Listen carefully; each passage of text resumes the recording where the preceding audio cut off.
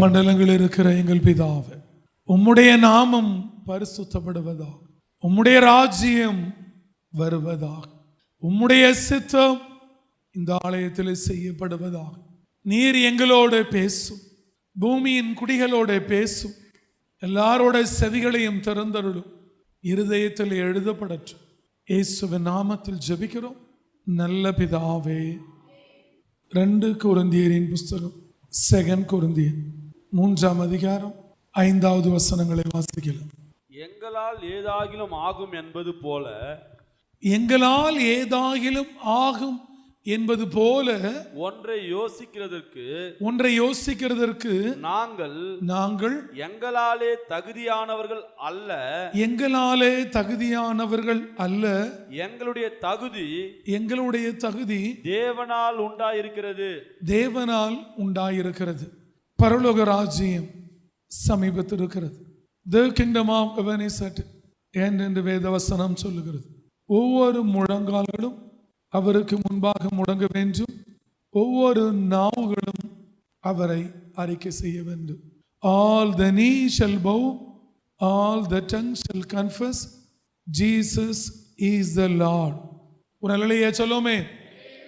என் ஜனமே, என் ஜனங்களே, என் உறவுகளே, பூமியின் குடிகளே, எல்லோரோடும் இந்த வார்த்தையை கேளுங்கள், எல்லாரோட செவிகளிலும் விழட்டும். அங்கே கொரிந்து சபைக்கு அப்போஸ்தலனாகிய பவுல் எழுதுகிறார். பவுல் சொல்லுகிறார், இந்த பவுல் யார்?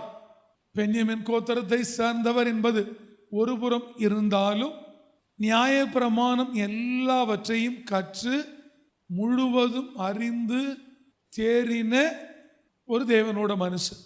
அந்த நாட்களிலே எல்லாரை விடவும் ஞானம் உள்ளவராகவும், வேதத்தின் அறிவு அதிகமாய் உள்ளவராகவும், நியாய பிரமாணங்களில் சகல காரியங்களை தெரிந்தவராகவும் இருந்த ஒரு பவுல் சொல்லுகிறார். அது மாத்திரமல்ல, தேவன் இந்த பவுலை தெரிந்து கொண்டு இந்த பவுலுக்கு ஞானஸ்தானம் கொடுத்து இந்த பவுலை புறஜாதிகளுக்கு ஊழியம் செய்யும்படி, சுவிசேஷ ஊழியம் செய்யும்படி தேவன் வைத்திருந்தார். தேவன் யார் என்றும் தேவனோட மகிமை எப்படிப்பட்டது என்றும் அவர் சொல்லிக்கொண்டு வந்து கொண்டிருந்தார். ஏனென்றால் தேவனோட மகிமையும் ஒளியையும் பார்த்த ஒரு தேவனோட மனுஷன் அப்போஸ்தலனாகிய பவுல். வேதம் சொல்லுகிறது, அவருடைய கைகளினாலே தேவன் விசேஷித்த அற்புதங்களை செய்தருனார்.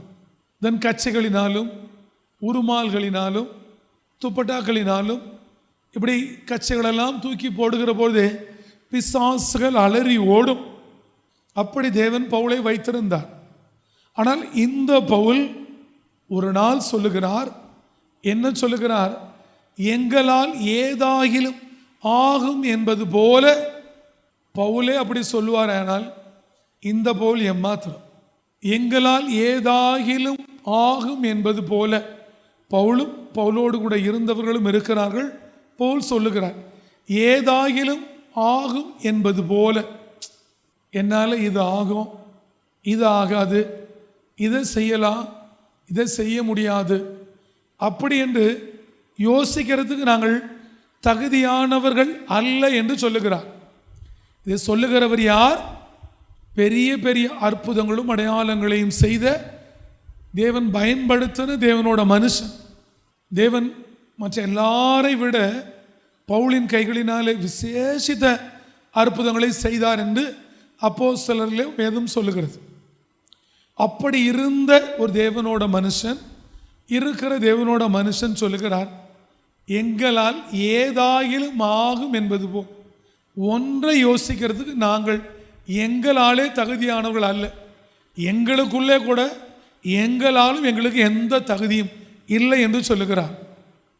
அப்போ நாம் இருந்தால் தான் இந்த ஊழியம், இல்லை நம்மளால தான் இது ஆகும், நாம் இருந்தால் தான் ஆராதனை, நாம் இருந்தால் தான் உபவாச கூட்டம், இல்லை நாம் இருந்தால் தான் சமைக்க முடியும், இல்லை நாம் இருந்தால் தான் இந்த வேலையை செய்ய முடியும் அப்படின்னு ஒரு வேளை நீங்கள் யோசிப்பீர்களே ஆனால், இதுவரை யோசித்திருப்பீர்களே ஆனால், இன்றைக்கு முடிவு செய்து கொள், அந்த பவுலுக்கே தகுதி இல்லை, இந்த பவுலுக்கே தகுதி இல்லை, உங்களுக்கு இருக்குமா இல்லை என்பதை நீனே முடிவு செய்து கொள். நான் என்னாலே எதுவும் ஆகாது, பவுலாலே ஆகாது. அப்ப எங்களாலே ஆகாது என்றால் உங்களாலே என்ன ஆகும்? ஏதாகிலும் ஒன்று.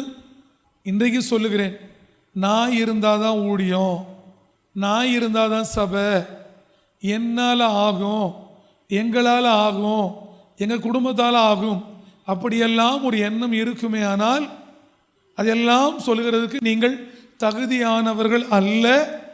அந்த தகுதி உங்களுக்கு இல்லை, பவுலுக்கே இல்லை. அன்றைக்கு அந்த பவுலோடு கூட யார் இருந்தார்களோ அவர்களுக்கு இல்லை, இந்த பவுலுக்கும் இல்லை, இந்த யோசேப்புக்கும் இல்லை. எங்களால் ஏதாகிலும் ஏதாவது ஆகும் என்பது போல இதை நாம் செஞ்சிடலாம், அந்த மாதிரி கூட யோசிக்கிறது எதுவுமே இல்லையா. ஏதாகிலும் ஆகும் என்பது போல ஒன்றை யோசிக்க, ஒரே ஒரு காரியத்தை கூட யோசிக்கிறதுக்கு நாங்கள் எங்களாலே தகுதியானவர்கள் அல்ல. எங்களுக்கே வெக்கமாக இருக்கு, எங்களுக்கெல்லாம் எந்த தகுதி இல்லைன்னு சொல்கிறது. அப்போ பவுலுக்கே தகுதி இல்லைன்னா வேற யாருக்கு தகுதி இருக்கு? இவ்வளோ நியாய பிரமாணங்களை கற்ற, இவ்வளோ வேதம் அறிவுள்ள தேவன் தன் ஒளியை அனுப்பி வானத்திலிருந்து பெயர் சொல்லி கூப்பிட்ட, இவ்வளோ அற்புதங்களும் அடையாளங்களையும் விசேஷ அற்புதங்களெல்லாம் செய்த பவுலுக்கே யோசிக்கிறதுக்கும் அதில் ஒன்றை யோசிக்கிறதுக்கு கூட தகுதி இல்லைன்னா நீயும் நானும் ஏமாத்து. எங்களால் ஏதாகிலும் ஆகும் என்பது போல ஒன்றை யோசிக்கிறதற்கு, ஒன்றை எது ஒன், ஆயிரம் ஆயிரம் காரியங்கள் இருக்கிறது. ஒன்றை யோசிக்கிறதற்கு நாங்கள் எங்களாலே தகுதியானவர்கள் அல்ல, எங்களாலே தகுதியானவர்கள் அல்ல, எங்களுடைய தகுதி தேவனால் உண்டாயிருக்கிறது, தேவனால் உண்டாயிருக்கிறது. உடலையே சொல்லுமே. அப்போ ஒருவனை தகுதிப்படுத்துகிறவர் இயேசு கிறிஸ்து தான். அவர் தான் தகுதிப்படுத்தணும். உருமால்களும் கச்சைகளையும் கூட்டத்தில் தூக்கி போடுன்னு அவர் ஆவியானவர் சொல்லியிருப்பார், அவர் போட்டிருப்பார். அதனால பிசாசுகள் அலறி ஓடிச்சு, வியாதியஸ்தர்கள் சொஸ்தமானார்கள். இல்லைன்னா சும்மா கர்ச்சிப்பு போட என்ன ஆகிடும்? யாரோட கர்ச்சிப்பு வந்து விழுது அறிந்து கீழே போட்டுருவாங்க. ஒரு அலையிலேயே சொல்லுவோமே. இப்போ உங்கள் மேலே யாராவது துணி வந்தால், ஏதோ கர்ச்சிப்போ ஏதோ விழுந்தால் என்ன பண்ணுவீங்க? அது தூக்கி மடியில் பேக்கில் வச்சுப்பீங்களா? ஐயோ யாரது கர்ச்சிப்பு, யாரது பார். ஆனால் அந்த கச்சைகளை தூக்கி போடுகிற பொழுது இவ்வளோ பெரிய காரியம் நடக்கிறது என்றால் அது பவுலால் உண்டானதல்ல, தேவனாலே உண்டானது. ஒரு அலையே சொல்லுவோமே. அதனாலே தான் இந்த பவுல் சொல்லுகிறார், என்னாலெல்லாம் ஒன்றும் இல்லை. ஒரு அலையே சொல்லுவோமே.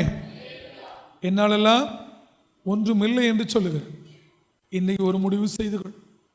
ஒருவேளை எங்களால் ஆகும், இதை நாங்கள் செஞ்சிடலாம், அப்படியெல்லாம் உங்கள் எண்ணம் இருந்திருந்தால் இன்றைக்கு உங்களை மாற்றிக்கொள்ளும்படி தேவன் விரும்புகிறார். நான் இருந்தாதான், அப்படி இருந்தாதான், இப்படி இருந்தாதான், அந்த மாதிரிலாம் எண்ணங்கள் தயவு செய்து இன்னையோடு விட்டுருங்க. ஒரு அலையிலேயே சொல்லுவோமே. நம்மளை தகுதிப்படுத்துறது விசுவாசியிலிருந்து, ஜனங்களிலிருந்து விசுவாசியை தகுதிப்படுத்துறது ஆண்டவர். அந்த விசுவாசிகளிலிருந்து ஊழியத்துக்குன்னு தகுதிப்படுத்துறது ஆண்டவர். அந்த உடன் ஊழியத்திலிருந்து ஊழியக்காரனை தகுதிப்படுத்துகிறது ஆண்டவர். ஆனால் நம்மால் இது ஆகும், நம்மால் இது முடியும், நாம் இதை செஞ்சிடலாம் அப்படின்னு நம்ம நினச்சோன்னா அன்னைக்கே தேவன் நம்ம தகுதியில் நிரூபிச்சிருவார். ஒரு நிலையே சொல்லுவோமே. ஒரு நாள் இந்த ஏதாகிலும் முடிஞ்சா செய்யுங்க அப்படின்னு ஒரு நாள் ஒருவன் போய் ஆண்டவரை பார்த்து கேட்டார், ஏதாகிலும் ஒன்று செய்யுங்க அப்படின்னு சொல்லி. பவுல் என்ன சொல்லுகிறார்? எங்களால் ஏதாகிலும் என்பது போல ஒன்றும் இல்லை அப்படின்னு பவுல் சொல்லிட்டார். ஆனால் பவுலை தேவன் அழைக்கிறதுக்கு முன்பு இயேசுவானோர் 12 சீஷர்களை அழைத்தார். அழைத்தவர் மாத்திரமல்ல, கூடவே வைத்திருந்தார். போகும் இடமெல்லாம் அழைத்து கொண்டு போனார். அவர் படுக்கிற இடத்துல இவர்களும் படுத்தார்கள், அவர் புசிக்கிற இடங்களில் இவர்களும் புசித்தார்கள். அவர் அற்புதங்களை செய்கிற போது கூட நின்று பார்த்தார்கள். எல்லாவற்றையும் கூட இருந்து பார்த்தவர்கள். ஆனால் இவர்கள் இருக்க ஒருவன் ஒரு நாள் போய் ஆண்டவரை பார்த்து கேட்டான், ஏதாகிலும் ஒரு ஆண்டவர் கேட்டார், என்ன என்று கேட்டார். அப்பொழுது அவன் சொன்னான், ஐயோ, என் மகன் ஒரு ஊமை உள்ள ஆவி பிடித்து இருக்கிறான். நான் உங்களை பார்க்கிறதற்கு முன்பு உம்முடைய சீஷர்களிடத்திலே போனேன், சீஷர்களை பார்த்தேன், சீஷர்களிடத்திலே கேட்டேன், ஆனால் சீஷர்களாலே ஒன்றும் கூடாமல் போயிற்று. அதனாலே தான் உம்மை பார்க்க வந்தேன். ஏதாகிலும், அப்ப இந்த பூமியிலே ஏதாகிலும் ஒன்றை செய்ய ஒரே ஒருவருக்கு திராணி இருக்கிறது. அதற்கு பொருத்தமான ஒரே ஒருவர் இயேசு கிறிஸ்து மாத்திரம்தான். ஒரு அல்லையே சொல்லுமே, அவரை தவிர இந்த ஏதாகிலுக்கு பதில் சொல்ல யாருமே இல்லை. ஆனா என்ன நடந்தது? அவன் போய் இயேசுவை பார்த்து அவன் கேட்ட ஒரு வார்த்தை, ஏதாகிலும். வாசிப்போமா? மார்க்குவின் புஸ்தகம் 9ஆம் அதிகாரம் 23, 24 வாசிக்கலாம். இவனை கொல்லும்படிக்கு அது அநேக தரம் தீயிலும் தண்ணீரிலும் தள்ளிட்டு நீர் ஏதாகிலும் செய்ய கூடுமானால், ஏதாகிலும் இவனை கொல்லும்படி அது அநேக தரம் தீயிலும் தண்ணீரிலும் தள்ளிற்று. ஒருவேளை அவன் தீயில விழாம வேற எங்கேயே விழுந்திருந்தா கூட அவனுக்கு மரணம் வந்திருக்கும். தேவனோட வார்த்தை, அநேக தரம் தீயிலும் தண்ணீரிலும் தள்ளிற்று. அவன் நினைக்கிறான், நெருப்புல போட்டா எரிஞ்சிருவான், தண்ணீர்ல போட்டா மூழ்கி செத்துருவான்னு சொல்லி. ஒரு அல்லையா சொல்லுமே, தண்ணீரிலும் தள்ளிற்று. நீர் ஏதாகிலும் செய்ய கூடுமானால், நீர் ஏதாகிலும். ஒரு அல்லையா சொல்லுமே, ஏதாகிலும். ஆனா நம்ம ஊர்ல சாதாரணமா சொல்லுவாங்க, வீட்டுல ஏய் ஏதாவது செய், ஏதாகிலும் செய். அது அப்படி அல்ல. நீர் ஏதாகிலும் செய்ய கூடுமானால் எங்கள் மேல் மனதிறங்கி எங்களுக்கு உதவி செய்ய வேண்டும் என்றான். ஏதாகிலும் எங்களுக்கு செய்யுங்க. அப்ப அந்த வார்த்தை ஒரே ஒரு தகுதியானவர் இயேசு கிறிஸ்து மாத்திரம்தான். அவரால் தான் ஏதாகிலும் செய்ய வேண்டும் என்று கேட்டால் ஏதாகிலும் ஒரு செய்து முடிப்பார். ஒரு அல்லையே சொல்லுமே, வேற யாராலும் முடியாது. இயேசுவோடு இருந்த 12 சீஷர்களால முடியல, பவுலால முடியல. பவுலோடு இருந்தவங்களால ஏதாகிலும் செய்ய முடியலன்னா வேற யாரால செய்ய முடியும்?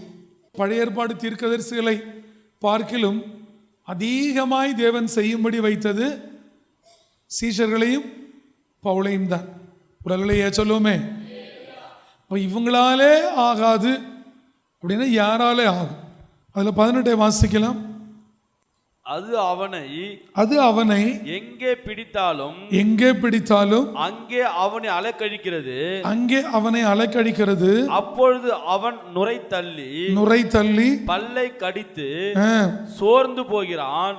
அப்ப நல்லா தெரிஞ்சுக்கணும், உங்களுக்கு ஃபிக்ஸ் வந்து நுரை தள்ளுது, வாயில அலைக்கழிக்கிறான்னா, பல்ல இறுக்கி கடிச்சுக்கிறான்னா அதுதான் இந்த ஆவி. ஒரு அல்லையா சொல்லுவோமே. என்னது? அப்ப அந்த ஆவி என்ன முதல்ல பண்ணுது? அலைக்கழிக்குது, இங்கேயும் பெரட்டுது, அவன் வாயிலிருந்து நுரை தள்ளுது, பல்ல கடிக்க வைக்கிறது. நுரெல்லாம் தள்ளி முடிஞ்ச பிறகு அவன் சோர்ந்து போய் விடுகிறான். இந்த வியாதிக்கு நீங்க எங்க போய் மருந்து தேடுவ? இந்த வியாதிக்கு போய் எங்க மாத்திரை தேடுவ? இந்த வியாதி எந்த டாக்டரை பார்ப்ப? எந்த டாக்டரால இது முடியும்? அது அவனை எங்கே பிடித்தாலும் அங்கே அவனை அலைக்கழிக்கிறது. அப்பொழுது அவன் நுரை தள்ளி பல்லை கடித்து சோர்ந்து போகிறான். அதை துரத்தி விடும்படி உம்முடைய சீஷரிடத்தில் கேட்டேன், அவர்களால் கூடாமல் போயிற்று என்றான். ஒரு அல்லையா சொல்லுமே. இயேசுவனிடத்தில் வருகிறதுக்கு முன்பு சீஷரிடத்தில் போகிறான். அங்கே அவரிடத்தில் போய் சீஷரிடத்திலே அவன் சொல்லுகிறான், அவர்களால் கூடாமல் போயிற்று. ஆனால் அவனோ இயேசுவின் அண்டையில் அழைத்து வருகிறான். ஒரு அல்லையா சொல்லுமே. அப்படியானால் ஏதாயிலும் ஆகும் என்பதற்கு தகுதியான ஒரே ஒரு தேவன் இந்த பூமியிலே இருப்பாரேயானால், மரித்து 3ஆம் நாள் உயிர் தெழுந்து இன்றைக்கும் உயிரோடு கூட இருக்கிற நசரேனாக இயேசு தேவனாலே ஆகும். இவனை கொல்லும்படிக்கு அது அநேக தரம் தீயிலும் தண்ணீரிலும் தள்ளிற்று. நீர் ஏதாயிலும் செய்யக்கூடுமானால் எங்கள் மேல் மனதிறங்கி எங்களுக்கு உதவி செய்ய வேண்டும் என்றான். இயேசு உதவி செய்தார், அவன் சுகமடைந்தான். அல்லேலூயா, அல்லேலூயா. அடுத்த வசனங்களை வாசிக்கலாம். இயேசு அவனை நோக்கி நீ விசுவாசிக்க கூடுமானால் ஆகும், விசுவாசிக்கிறவனுக்கு எல்லாம் கூடும் என்றார். உடனே பிள்ளையின் தகப்பன் விசுவாசிக்கிறேன் ஆண்டவரே, என் அவிசுவாசம் நீங்கும்படி உதவி செய்யும் என்று கண்ணீரோடே சத்தமிட்டு சொன்னான். தேவனிடத்திலே சொல்லுகிறான், ஆண்டவரே நான் விசுவாசிக்கிறேன், என் அவிசுவாசம் நீங்கும்படி உதவி செய்யும் என்று கண்ணீரோடே சத்தமிட்டு சொன்னார். உடனடியே சொல்லுமே, அவன் அவரை பார்த்து கண்ணீர் விட்டு அழுது, ஐயோ என் மகன் இப்படி அழகழிக்கப்படுகிறானே, ஏதாயிலும் செய்யும் என்று இயேசு செய்தார். நீ தேவனிடத்தில் வருகிறாயே, அற்புதங்களுக்கும் சுகத்திற்கும் அடையாளத்துக்கும் வருகிறாயே, என்றைக்காவது ஒரு நாள் நீ மனதார கண்ணீர் விட்டு என் அவிசுவாசம் என்னை விட்டு போகட்டும், ஏதாயிலும் ஒன்றை செய்யும் என்று கேட்டிருப்போமா? இன்றைக்கு நீங்கள் சுகமாகாமல், உங்கள் பிள்ளைகள் சுகமாகாமல், உன் சரீரம் விடுதலையாகாமல் இருக்கிறது என்றால் உன் அவிசுவாசம் நீங்கி அவரிடத்திலே கேட்டிருந்தால் என்றைக்கோ அவர் செய்திருப்பார். இன்றைக்கு கேள், உனக்கு செய்ய வல்லமை உள்ளவராக இருக்கிறார். இயேசு அவன் கையை பிடித்து அவனை தூக்கினார். தூக்கிவிட ஒருவர் இருக்கிறார், அவர்தான் இயேசு.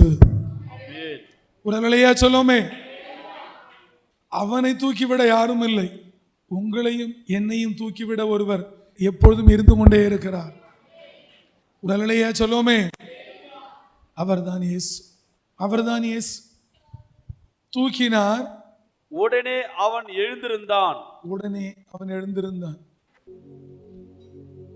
இன்றைக்கு ஒரு முடிவு செய்து கொள், என்னாலே இது ஆகும், இது என்னாலே ஆகும், இந்த காரியம் என்னாலே ஆகும், இது என் படிப்பினாலே முடியும், இது என் அறிவினாலே முடியும், இது என் ஜெபத்தினாலே ஆகும், இது என் பிரயாசங்களினாலே ஆகும்.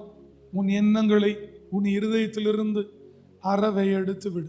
இவ்வளவு பெரிய தேவனோட தாசர்களே, ஒன்றையும் யோசிக்க எங்களால் ஆகும் என்று சொல்ல தகுதி இல்லை என்று சொல்லிவிட்டார்கள். நீங்கள் அற்புதங்களை பெற்று, அடையாளங்களை பெற்று, ஆசீர்வாதங்களை பெற்று இந்த பூமியிலே நீங்கள் சாட்சியாய் வாழ வேண்டுமானால் நீங்கள் தேவனிடத்தில் இன்றைக்கு ஒப்பு கொடுங்கள். எங்களால் எதுவும் ஆகாது, ஆகும் என்று யோசிக்கிறதுக்கு எங்களுக்கு தகுதி இல்லை, எல்லாம் உம்மாலே ஆகும் என்று ஒப்பு கொடு. நான் உங்களுக்கு ஜெபிக்க போகிறேன். எங்களாலே ஆகும் என்று யோசிக்கிறதற்கு ஒன்றாகிலும் இல்லை ஆண்டவரே, எங்களுக்கு எந்த தகுதியும் இல்லை. இதுவரை இது எங்களால் ஆகும், இது எங்களால் ஆகும் சொல்லி யோசிச்சு நாங்கள் உம்மிடத்திலிருந்து அற்புதங்களும் அடையாளங்களையும் பெறாமல் இருந்திருந்தால் எங்களை மன்னிங்க ஆண்டவர். இன்றைக்கு நாங்கள் அறிந்து கொண்டோம், சீஷராலே ஆகவில்லை, பவுலோடு கூட இருந்தவர்களாலே ஆகவில்லை, எல்லாம் உம்மாலே ஆகும் என்று ஒப்பு கொடுங்க. ஒப்பு கொடுப்பீர்களே, ஆனால் நீங்கள் அற்புதங்களை பெற்றுக்கொண்டு போவீர்கள். அவராலே ஆகும் என்று கண்ணீர் விட வேண்டும். நான் உங்களுக்கு ஜெபிக்கட்டும். பரமண்டலங்கள் இருக்கிற எங்கள் பிதாவே, உம்முடைய நாமம் பரிசுத்தப்படுவதாக, உம்முடைய ராஜ்யம் வருவதாக, பரமண்டலங்களில் உம்முடைய சித்தம் செய்கிறது போல இந்த பூமியிலும் செய்யப்படுவதாக. ஆண்டவரே, எங்களால் ஆகும் என்கிற எண்ணத்தை விட்டு எங்களால் ஒன்றாகிலும் எங்களால் ஆகாது என்று அந்த வெளியே வந்து உம்மிடத்திலே ஒப்புரவாகும்படி உடைய கரத்திலே ஒப்பு கொடுக்கிறோம். அற்புதங்களும் அடையாளங்களையும் செய்தருளும். நீ மாறாத இம்மானுவேல் என்பதை நிரூபித்தீரே, உமக்கு நன்றி. அப்படி ஆசீர்வதியும். இயேசு கிறிஸ்து நாமத்தில் ஜெபிக்கிறோம். உம்மாலே எல்லாம் ஆகும், எங்களையும் தூக்கிவிடும் நல்ல பிதாவே, ஆமென்.